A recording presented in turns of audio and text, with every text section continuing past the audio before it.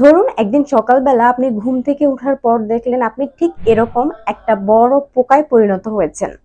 আপনি তখন কি করবেন? ইয়েস, ঠিক এরকমটাই ঘটেছিল আজকে যে গল্পটি নিয়ে আলোচনা করব তার যে প্রোটাগনিস্ট গ্রেগর সামসা তার সাথে। আসসালামু আলাইকুম, this is Zakia Zaman Anika and you are watching literature with Zakia. আজকের আলোচনার টপিক হচ্ছে metamorphosis, written by Franz Kafka. Franz কাফকার লাইফ ডিউরেশন হচ্ছে 1888 থেকে 1924 সাল পর্যন্ত। তিনি ছিলেন একজন জার্মান নোভেলিস্ট এবং শর্ট স্টোরি রাইটার। মেটামরফোসিস কথাটির অর্থ হচ্ছে ট্রান্সফরমেশন, অর্থাৎ এক রূপ থেকে অন্য রূপে রূপান্তর। ফ্রান্স কাফকার লেখা এই মেটামরফোসিস এটি হচ্ছে একটি নোভেলা। নোভেলা মূলত শর্ট স্টোরি থেকে বড় এবং নোভেল থেকে ছোট। আজকে আলোচনা করব এই মেটামরফোসিস নোভেলাটির পারপাস, থিম, সিম্বল, ক্যারেক্টার এবং সামারি নিয়ে।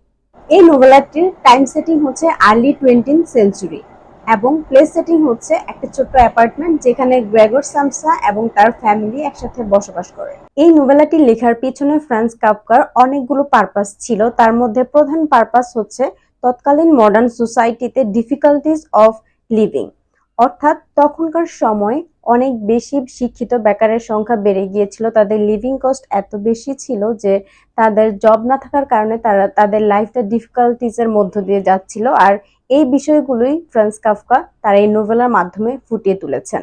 এছাড়াও তিনি আরো যে একটা মেসেজ আমাদেরকে দিতে চেয়েছেন সেটা হচ্ছে ফার্স্ট রেসপেক্ট ইউরসেলফ। অর্থাৎ এই গল্পে যখন ফ্রান্স কাফকার জব ছিল, সে সবাইকে দেখাশোনা করত, তখন সবাই তাকে অনেক বেশি পছন্দ করত। কিন্তু যখন সে জবলেস হয়ে পড়লো, সে অসুস্থ হয়ে পড়লো, তখন কেউ আর তাকে আগের মতো ভালোবাসছে না। এই বিষয়গুলোই ফ্রান্স কাফকা এই নোভেলাটির মাধ্যমে তুলে ধরেছেন। এই নোভেলার ইম্পর্টেন্ট থিমগুলো হচ্ছে অ্যাবসার্ডিটি of life, economics effect of human relationship, the limits of sympathy, personal identity এবং এলিয়েনেশন। এবারে দেখব এই নোভেলাটির ক্যারেক্টার্স গুলো। এই নোভেলায় অল্প কিছু ক্যারেক্টার্স রয়েছে। এগুলো হচ্ছে এই নোভেলার প্রোটাগনিস্ট গ্রেগর সামসা, তার একটি বোন গ্রিটি সামসা, তার বাবা এবং তার মা। এছাড়াও মাইনর ক্যারেক্টার্স এর মধ্যে রয়েছে গ্রেগর সামসার অফিসের ম্যানেজার, তাদের বাসার সার্ভেন্ট এবং বাসায় তাদের ভাড়া নেওয়ার জন্য কিছু ভাড়াটিয়া। এ পর্যায়ে আমরা আলোচনা করব এই গল্পের সামারি নিয়ে। গ্রেগর সামসা যে এই গল্পের প্রোটাগনিস্ট, সে একটি কোম্পানির সেলসম্যান হিসেবে কাজ করে। একদিন সে ঘুম থেকে উঠে সকালবেলা দেখে যে তার শরীরে হাত পা গজিয়েছে এবং সে একটি বিশাল বড় পোকায় পরিণত হয়েছে। এই বিষয়টিকে সে নেহাতি একটি দুঃস্বপ্ন মনে করে এবং পুনরায় ঘুমিয়ে যাওয়ার সিদ্ধান্ত নেয়। কিন্তু এই বিষয়টি আসলেই তার সাথে ঘটেছে। সে একটি বিশাল বড় পোকায় পরিণত হয়েছে। সে নড়াচড়া করার চেষ্টা করলো, কিন্তু তার শরীরের এরকম পরিবর্তনের কারণে সে নড়াচড়া করতে পারছিল না। সে ভাবছিল একজন সেলসম্যানের জীবন আসলে কতটা কঠিন। তার উপর নির্ভর করছে তার পুরো পরিবার, তার বাবা মা, তার ছোট একটি বোন। সুতরাং তাকে তার কাজে যেতেই হবে। এজন্য সে তড়িঘড়ি করে উঠার চেষ্টা করলো, কিন্তু সে উঠতে পারছে না। গ্রেগর সামসা বুঝতে পারলো যে সে অলরেডি তার অফিসে যাওয়ার ট্রেনটি মিস করে ফেলেছে এবং সে শুনতে পাচ্ছিল তার ম্যানেজার দরজার বাহির থেকে তাকে বলছে তার কাজে ফাঁকি দেওয়ার পরিণাম কি হতে পারে, এবং আরো বলছিল যে ইদানিং তার কাজে তার অফিসার সন্তুষ্ট না। গ্রেগর তখন তাকে কিছু বলার চেষ্টা করছিল, কিন্তু সে তার ম্যানেজার কিংবা তার পরিবার কাউকেই তার কথা বোঝাতে পারছিল না। যেহেতু সে কথা বলতে পারছিল না, সে খুবই কষ্ট করে উঠে গিয়ে দরজাটি খুলে এবং তার ম্যানেজার তাকে দেখে দৌড়ে পালিয়ে যায়।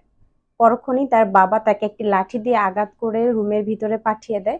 সেখানে সে কিছুটা আহত হয় এবং ক্লান্ত হয়ে ঘুমিয়ে পড়ে। এখান থেকে শুরু হয় মূলত গ্রেগর সামসার কষ্টের জীবন। ধীরে ধীরে গ্রেগর সামসা তার পরিবারের জন্য বোঝা হয়ে উঠতে থাকে। গ্রেগর সামসাকে শুরুর দিকে তার মা এবং তার বোন কিছুটা ভালোবাসা, কিছুটা খাবার দাবার, তাকে কিছুটা আগলে রাখার চেষ্টা করলেও তার বাবা তাকে তেমন একটা পছন্দ করতো না। এবং ধীরে ধীরে দেখা গেল তার বোন, তার মাও তাকে আর পছন্দ করছে না।